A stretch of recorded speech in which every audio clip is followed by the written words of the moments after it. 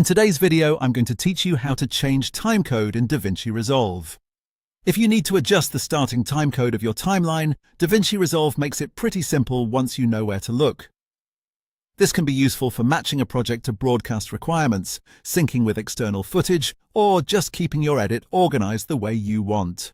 In this walkthrough, I'll show you exactly where to find the setting and how to change it quickly. To begin, make sure you're inside your project and head over to the media pool. This is the area where your project assets and timelines are listed, so it's the easiest place to access the timeline settings you need. If you don't immediately see your timeline, just look through the items in the media pool until you find the correct one. Once you've located your timeline, click on it so you're working with the right one. This is especially important if your project has multiple timelines because the timecode change will apply only to the specific timeline you select.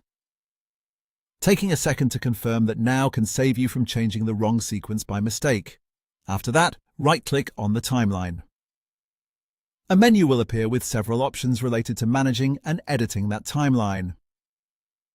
From this menu, hover over the Timelines option. This will open another submenu with more timeline-specific controls. In that submenu, click on Starting Timecode. This is the setting that lets you change the timecode value your timeline begins with. As soon as you select it, you'll be able to enter a new starting timecode.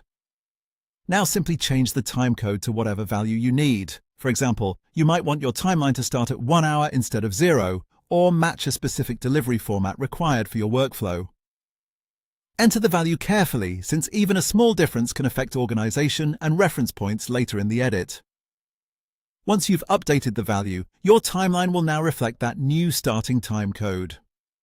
It's a small adjustment, but it can make a big difference when you're working on professional projects or collaborating with others who rely on precise time references. And that's all it takes to change the timecode in DaVinci Resolve. It's a quick setting, but knowing where it is can save time and make your editing process smoother.